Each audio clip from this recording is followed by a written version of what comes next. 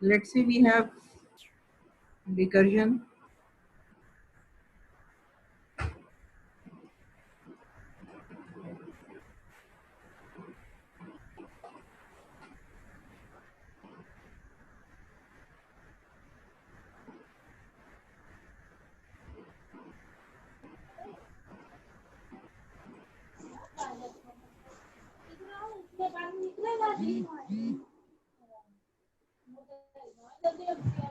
Let's say we have to solve this recursion, right?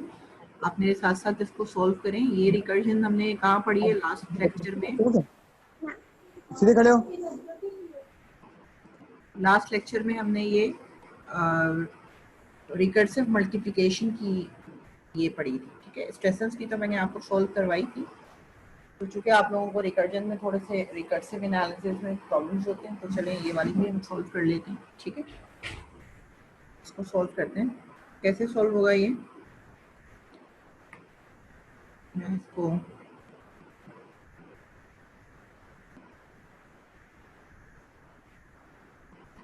let's solve it by substitution method. So we have to substitute this tn by 2 and all other are same, right? So if this is n, this is n by 2, that is you are basically dividing this n, ठीक है। and if this is n, this is also n. अगर मैं इसको n by 2 के लिए लिखूं तो क्या लिखूंगी मैं लिखूंगी h t, if n then n by 2, if n by 2 then n by 4, isn't it? ऐसा ही होगा, ठीक है। if n then this is also n, ये क्या हो जाएगा n by 2 का होल स्क्वायर,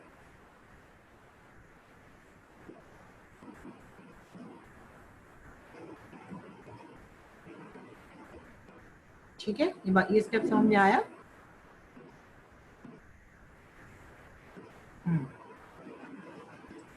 अब आगे बढ़ते हैं। इसको जरा सा अगर हम और सही करके लिखें तो ये क्या हो जाएगा? ये हो जाएगा a के स्क्वायर t n बाय 2 का होल स्क्वायर, n बाय 4 को मैं लिख रही हूँ, 4 को मैं लिख रही हूँ 2 स्क्वायर, राइट। और ये एक इससे भी मल्टीप्लाई हो रहा है, 8 n बाय 2 का whole square plus n square, ठीक है। ये हो गया, सही है। अब इसको फिल करते हैं, यानी कि हम कह रहे हैं कि a के स्क्वायर यूं ही रहा, ठीक है। Now we have to substitute this one, we have to substitute this one and all other things are same in the equation,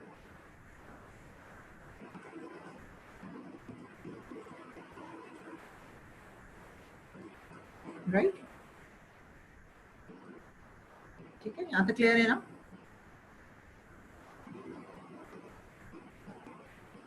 जब भी समझ में नहीं आ रहा हो काइंडली वहीं इंटरप्ट कीजिए, जिसको भी समझ में नहीं आ रहा। अब यहाँ 17 स्टूडेंट्स मौजूद हैं, ठीक है। कोई बात मैम ये सेकंड स्टेप दोबारा बताइएगा। सेकंड स्टेप वाला दिस वन जी,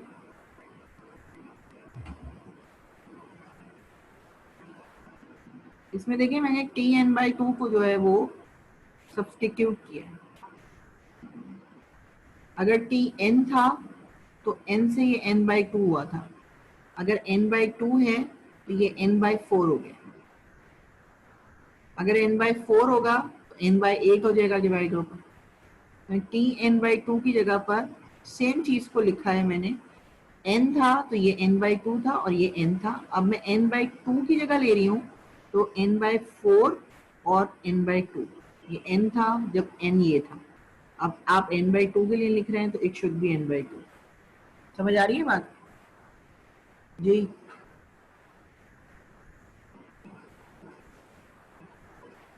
आई बात समझ में रिफत? यस मैम आ गई।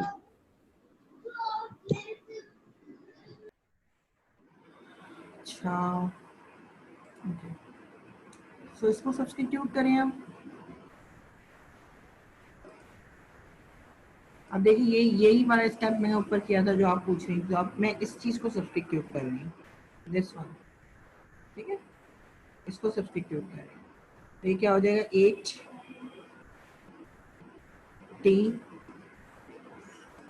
दिस इज n by 4, तो now I have to write n by 8, divide कर रहे हैं, ठीक है ना, n by 8 प्लस ये n by 2 था तो n by 2 था, या अब आप n by 4 को कर रहे हैं तो ये वाली चीज भी क्या आ जाएगी n by 4 का होल स्क्वायर। और अगर लेट से कि मैं 4 ना लिखूं बल्कि इसको भी 2 का होल स्क्वायर कह देता हूं, ठीक है, तो ये आपने ये चीज सब्स्टिट्यूट कर ली। अब ये कैसे आप लिखेंगे इस इक्वेशन को, ये हो जाएगा h cube t n by 2 cube plus 8 square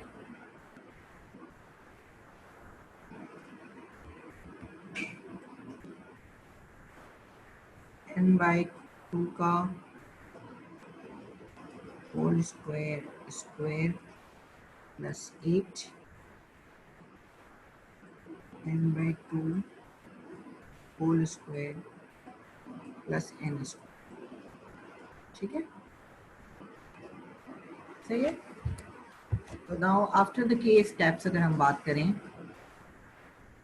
ठीक है, आफ्टर के स्टेप्स अगर हम बात करें तो मेरे पास ये चीज हो जाएगी, देखिए 8k, ठीक है, ये हो गया t और ये हो गया n by 2k, ठीक है,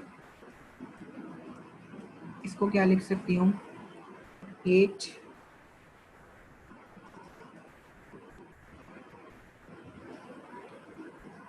k माइनस 1 है ना ऐसे, अगर ये 3k है तो 2 क्या होगा k माइनस 1 हो जाएगा,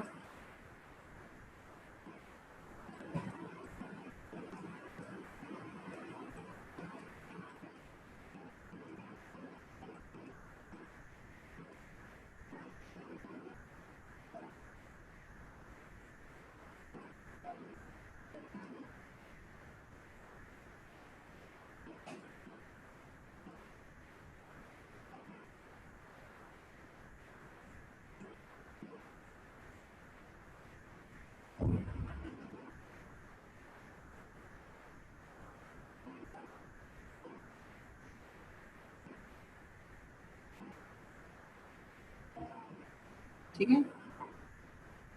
और अगर लेट से कि मैं इसको भी अगर फिलहाल अभी स्क्वायर रहने दूँ, ये मैंने आपको बता दिया कि ये k माइनस 1 है, ठीक है ना, तो अगर मैं इसको अभी फिलहाल स्क्वायर रहने दूँ तो इस सीरीज को, इसको तो हम इसको मैं यहीं पे लेफ्ट कर रही हूँ, इस सीरीज की हम बात कर रहे हैं अभी, ये वाली जो सीरीज है, ठीक है, ये सीरीज, लेकिन ये सीरीज जो है,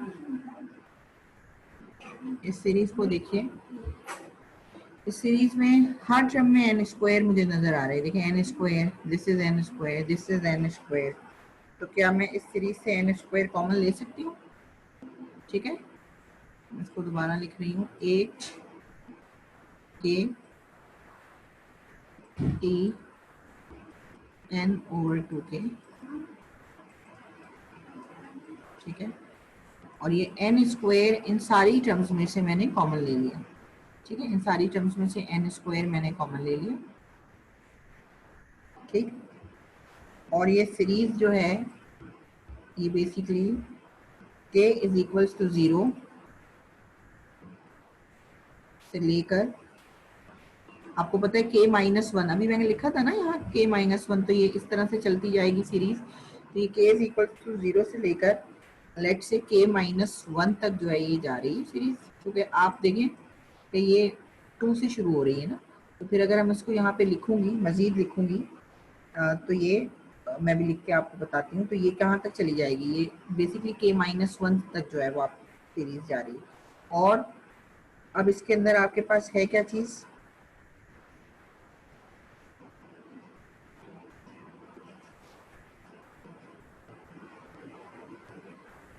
ये देखें, इसको गौर से देखिएगा, ये बेसिकली क्या लिखा हुआ है, 2 स्क्वायर स्क्वायर, यानी it is basically 2 raise to the power 4, 2 raise to the power 4, 2 raise to the power,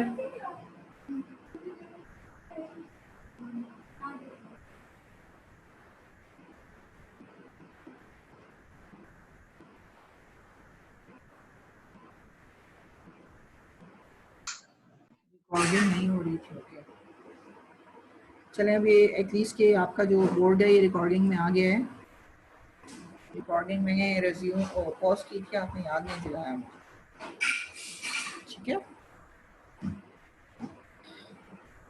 आप हर स्टेप इसका अच्छी तरह से देख लें। लास्ट टाइम मैंने स्ट्रेसेंस मल्टीप्लिकेशन की कराई थी तो आपको याद होगा वहाँ पर यहाँ 7 था, और उस 7 के होने की वजह से जो हमारे पास यहाँ पे आ रहा था वो आ रहा था n2.81, क्योंकि वो प्रॉपर्टी हमारे पास इस तरह से आई थी कि हमारा जो टाइम था वो थोड़ा सा रिड्यूस्ड हो गया था, it was not n cube, it was n2.81, ठीक है ना। तो लेकिन अब लास्ट टाइम जो हमने मल्टीप्लिकेशन की थी उसमें हमने पहले matrix multiplication, simple matrix multiplication देखी थी, and the time was n cube. फिर हमने रिकर्सिव में उसको चेंज करके जो है वो मैट्रिक्स मल्टीप्लिकेशन देखा था, and the time was again n cube, जैसे मैंने अभी आपको आज प्रूफ भी करवाया है। और फिर हमने स्ट्रेसेंस मल्टीप्लिकेशन देखी थी, और स्ट्रेसेंस से जो हमारे कुछ फार्मूलाज की वजह से जो हमारे पास मल्टीप्लिकेशन का ऑपरेशन था वो 8 से 7 हो रहा था, यानी बजाय एक बार रिकर्सिव कॉल के आप 7 बार जो है वो रिकर्सिवली कॉल कर रहे थे अपने एल्गोरिथम को, जिसकी वजह से आपके पास जो है वो ये टाइम रिड्यूस्ड हो गया। तो ये आपका जो है वो स्ट्रेसेंस मैट्रिक्स मल्टीप्लिकेशन कंप्लीट है मेरी तरफ से, ठीक है, और मैंने आपको सारी उसकी वो भी करा दी। तो let's talk about another approach. We have discussed the divide and conquer approach first, and in divide and conquer approach we basically discussed two algorithms, the merge sort and the Stressens matrix multiplication, isn't it? हमने दोनों जो है divide and conquer approach की देखी। अब हम एक और मेथड डिस्कस कर रहे हैं, this method is called greedy method, greedy method, ठीक है, सही है। तो this is also a design strategy, this is basically your paradigm, जैसे divide and conquer एक paradigm है, इसी तरह से greedy भी जो है वो एक paradigm। this method is used for optimization problems, ठीक है, ये जो आपका मेथड है this is always used for optimization problems, सही, used for optimization problems। what do you mean by optimization problems? Problems which requires either the minimum solution or which requires the maximum solution. Those problems in which we want to minimum results, we want minimum results, or you may say we want maximum results. Then those problems are called optimization problems. Optimization problems. And Grigg method is basically an optimization problem. Let's say इसकी example अगर लें, let's say I have a problem P, and problem P is that I have to travel from station A, whatever be, में से city A to city B, let's say, ठीक है, I want to travel from city A to city B,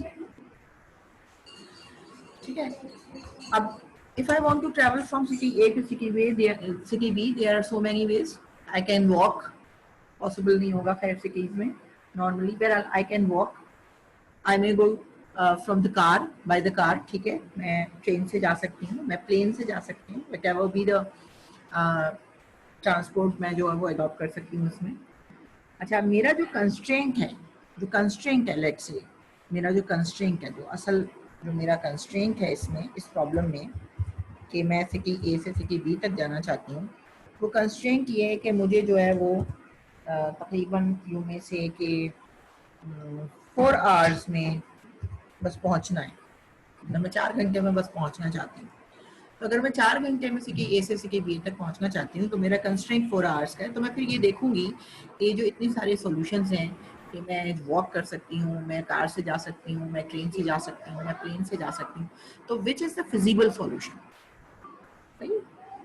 that means कि you are basically deciding in each step कि which solution you have to adopt and that solution should be the feasible solution. वो solution कैसा होना चाहिए, हमारे constraint को satisfy करना चाहिए उस solution. Feasible solution means that you have a constraint for solving any problem. That constraint should be satisfied by that solution. समझ आ रही है बात? तो इसका मतलब ये कि अगर मुझे 4 आवर्स में पहुंचना है तो लेट्स से मैं कहूँ भाई प्लेन ज्यादा बेहतर रहेगा, क्योंकि मेरा जो कंस्ट्रेंट है टाइम है। इस वक्त मेरा कंस्ट्रेंट क्या है, टाइम, डिस्टेंस भी नहीं है, मेरा कंस्ट्रेंट टाइम है, मुझे 4 घंटे के अंदर अंदर पहुंचना है। तो इट मीन्स कि मैं प्लेन ले लेती हूँ। तो आप देखें कि आप क्या करते हैं, you are taking the decision in each step in greedy method, and when you are taking the decision you are basically picking up the solution from many solutions. आप बहुत सारे सॉल्यूशंस में से कोई एक सॉल्यूशन जो है वो अडॉप्ट कर रहे होते हैं, and that solution should be feasible, that is that solution should satisfy your constraint, and that solution should be locally optimal. What do you mean by locally optimal? That is whatever be your criteria, minimum and maximum. यहाँ मेरे पास minimum time का criteria था, तो मैंने देखा भाई पैदल चलने में और बस से जाने में और गाड़ी से जाने में और ट्रेन से जाने में मुझे बहुत ज़्यादा टाइम लग जाएगा। तो इसका मतलब है कि मैंने बहुत सारे सॉल्यूशंस में से कोई एक सॉल्यूशन जो पिक किया वो लोकली ऑप्टिमल सॉल्यूशन था, दैट इज जो मिनिमम टाइम का रिक्वायरमेंट को पूरी कर रहा था। The solution which we are picking in each stage should be feasible and should be locally optimal. ठीक है, वो लोकली ऑप्टिमल भी होना चाहिए और फिजिबल भी होना चाहिए। तो these type of problems are basically known as greedy problems. इस टाइप के प्रॉब्लम्स जो है वो ग्रीडी प्रॉब्लम्स कहलाते हैं। That is your problem should be solved in stages. ठीक है, पहली बात हम क्या कर रहे हैं कि problem should B solve in stages. ठीक है, दूसरी बात हम ये कर रहे हैं कि each stage is one input of a given problem and we have to include all the feasible solution for getting the optimal solution. हमें तमाम feasible solutions को जो है वो अपनी नज़र में रखते हुए कोई एक ऑप्टिमल सॉल्यूशन फाइंड आउट करना होता है, वेदर हमारा क्राइटेरिया मिनिमम था या maximum. Is it clear? Greedy का वैसे जो लफ्ज होता है, जो लफ्जी मानी होता है वो लालच का होता है, सही है ना, ग्रीड जिसे आप कहते हैं। तो ये जो हम कह रहे हैं ना कि हमें बहुत सारी चीज़ों में से मिनिमम चीज़ चाहिए या हमें बहुत सारी चीज़ों में से मैक्सिमम चीज़ चाहिए, तो this step is basically the greedy step है। तो जो भी एल्गोरिथम्स आपके ग्रीगी मेथड पर अप्रोच करते हैं वो लोकली ऑप्टिमल सॉल्यूशन को फाइंड आउट कर रहे होते हैं, या तो मैक्सिमम उनका क्राइटेरिया व्हाटएवर भी मैक्सिमम है या मिनिमम। ग्रीगी समझ आया जी? कोई जवाब?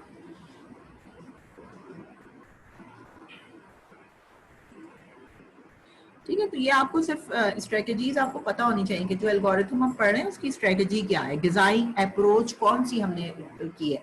आपने अगर मर्ज सॉर्ट पढ़ा है तो merge sort divide and conquer strategy से सॉल्व किया। अगर आपने स्ट्रेसेंस मैट्रिक्स मल्टीप्लिकेशन पढ़ी है तो ये आपने डिवाइड एंड कॉन्कर से पढ़ी है। ठीक है, तो जो एग्जाम्पल मैं अब आपको करवा रही हूँ इसमें ग्रीगी अप्रोच में, वो एग्जाम्पल है मेरी knapsack problem.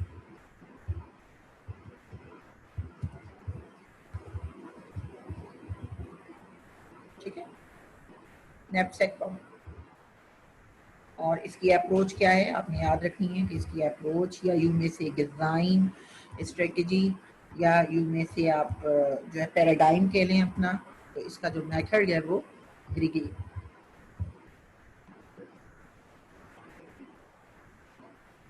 Okay, then let me join first. सही है, फिर शुरू करते हैं। ठीक है, ज्वाइन कर लें मुझे।